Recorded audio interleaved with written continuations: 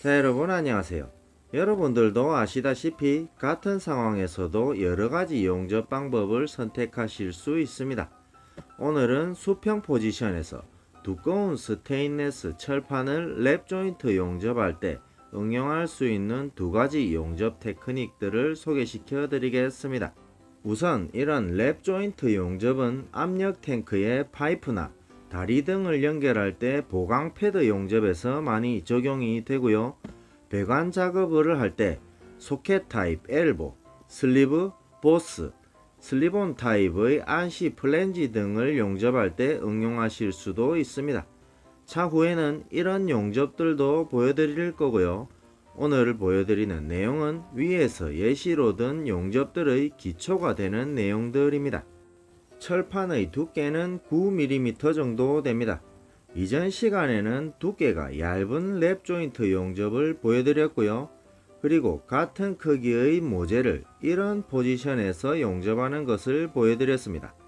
차후에는 수직 포지션과 오버헤드 포지션에서 용접하는 영상도 만들 예정입니다. 자, 오늘은 두 가지 용접 테크닉을 보여드리겠습니다. 하나는 프리핸드, 그리기 테크닉으로 용접을 할 거고요. 또 다른 하나는 워킹 더 컵 테크닉입니다.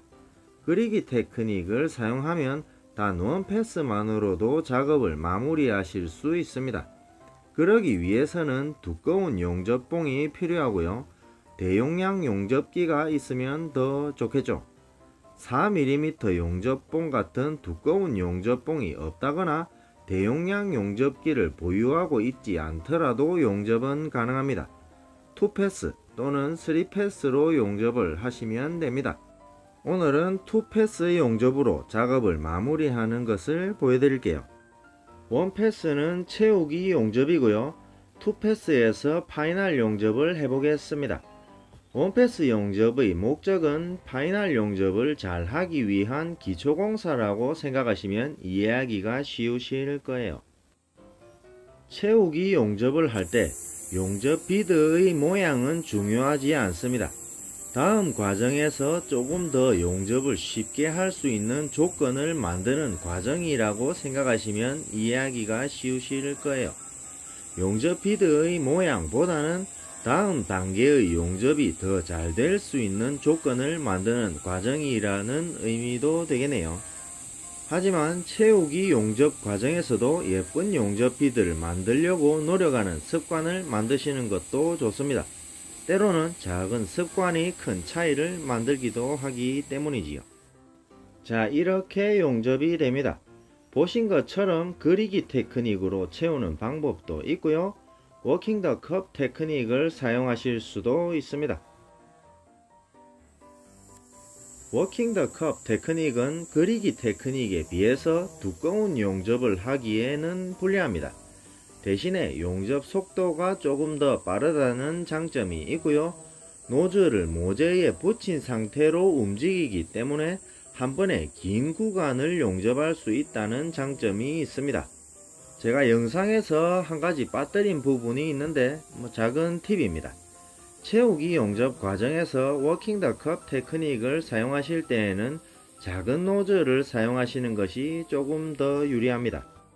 자, 이렇게 용접이 됩니다.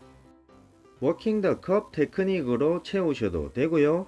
그리기 테크닉을 사용하셔도 됩니다. 이전 시간에 보여드렸다시피 두꺼운 용접이 필요 없을 때에는 70% 정도만 용접을 하셔도 됩니다. 두꺼운 용접이 필요하시면 한 번 더 용접하시면 되겠죠. 만약 2패스에서 파이널 용접을 하기에는 높이가 부족하다고 느끼신다면 무리하지 말고 채우기 용접을 한 번 더 한 후에 3패스에서 파이널 용접을 진행하셔도 됩니다. 자, 이제 파이널 용접을 할 거고요. 우선 그리기 테크닉을 먼저 보여드릴게요. 그리기 테크닉으로 큰 용접 비드를 만들 때에는 이별량이 높아지는 경우가 많이 있습니다. 그럴 때에는 큰 노즐을 사용하시면 쉴드 가스의 보호 면적이 넓어지기 때문에 조금 더 유리합니다. 넓은 용접 비드를 만들 때 텅스텐을 대각선 방향으로 위아래로 흔들면서 용접을 하셔도 되고요. 토치는 좌우로 흔들고 위아래로 움직이면서 용접 비드의 라인을 맞추셔도 되겠습니다. 토치를 흔들면서 용접하는 테크닉을 훌치기라고도 부릅니다. 다른 용어들도 마찬가지지만 훌치기라는 단어가 번역이 되지 않기 때문에 프리핸드 또는 그리기라고 통칭해서 부르고 있으니 이해해 주시기 바랍니다. 지금 보시면 토치를 좌우로 흔들고 위아래로 움직이면서 용접 비드를 채우고 있습니다. 토치를 좌우로 흔들게 되면 용접 비드에 일정한 무늬를 만들기가 쉽습니다. 약간의 실수를 하더라도 흔적이 남지 않기 때문에 실수를 숨길 수 있다는 장점이 있습니다. 때로는 이와 같은 완전 범죄가 필요할 때도 있습니다. 소리 없이 빵꾸 끼기, 걸음에 맞춰서 빵꾸 끼기. 어쨌든 이런 테크닉은 한 번에 큰 용접이 가능하기 때문에 실용적인 방법이라고 할 수 있습니다. 물론 단점도 있습니다. 이런 테크닉은 높은 전류를 주로 사용하기 때문에 이별량이 높다는 단점도 있습니다.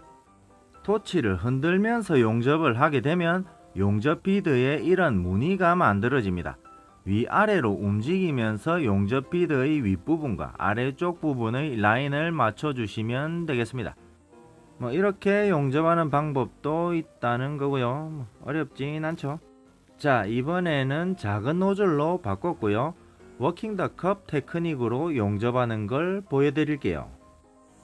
같은 랩 조인트를 워킹 더 컵 테크닉으로 용접을 하더라도 철판의 두께 또는 모양에 따라서 위빙 방법은 조금씩 달라집니다.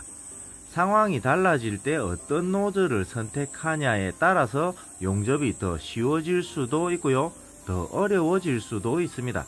지금도 작은 노즐로 바꾼 후에 용접을 하고 있습니다. 노즐을 작은 사이즈로 바꾼 이유는 잠시 후에 뒤에서 설명해 드릴 거고요. 용접 방법은 이렇습니다. 우선 파이널 용접을 조금 더 쉽게 하기 위해서는 원패스 용접 과정에서 충분히 채우셔야 됩니다. 충분히 채웠다면 파이널 용접 과정에서는 원패스 용접을 덮기만 해도 이쁜 용접 비드를 만들 수 있으실 거예요. 약간의 용접 팁을 드린다면 위빙을 할 때 위쪽으로는 조금만 올라가고 아래쪽으로는 많이 내려가셔도 됩니다. 앞쪽 철판의 모서리를 충분히 덮은 후에 더 내려가셔도 됩니다. 지금 제가 용접하는 것보다 더 아래쪽으로 내려가셔도 된다는 의미입니다. 자, 그러면 이런 결과물이 만들어집니다.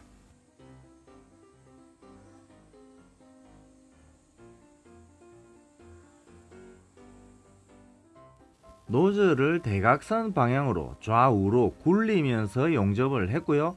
작은 노즐을 사용한 이유를 설명해 드릴게요. 자, 여기 보시면 하나는 내경이 12mm인 노즐이고요. 또 다른 하나는 19mm입니다.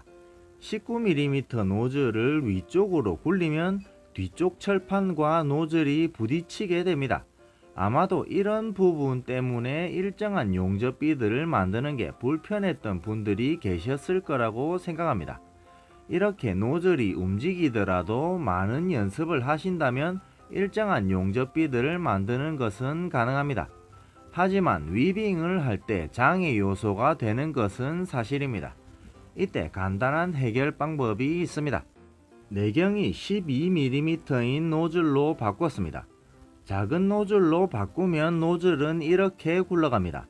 보시다시피 노즐이 작으면 노즐이 뒤쪽 철판과 부딪히는 현상이 줄어들게 됩니다. 부딪히지 않거나 또는 부딪히더라도 스치듯이 조금만 부딪힙니다. 노즐의 크기만 바꿨을 뿐인데 장애 요소가 많이 줄어든 것을 알 수 있으실 거예요. 아마도 이런 부분 때문에 많은 분들이 소켓 용접이나 슬리브 용접에 대한 질문을 하셨을 거라고 생각합니다. 습관적으로 용접을 하다 보면 생각지 못한 의외의 부분에서 해결책이 있을 수도 있습니다. 물론 이건 망구 제 생각이고요. 이건 내경이 16mm인 노즐입니다. 물론 큰 노즐을 사용한다고 해서 일정한 용접 비드를 만드는 것이 불가능한 것만은 아닙니다. 이것 또한 약간의 요령을 가지고 연습을 하신다면 충분히 일정한 용접비들을 만들 수 있으실 거예요. 그건 차후에 보여드릴 거고요. 소켓 용접이나 슬리브 용접에 적용하는 것도 차후에 보여드리도록 하겠습니다. 제가 오늘 제시한 의견이 문제의 해결책이 되셨길 바랍니다.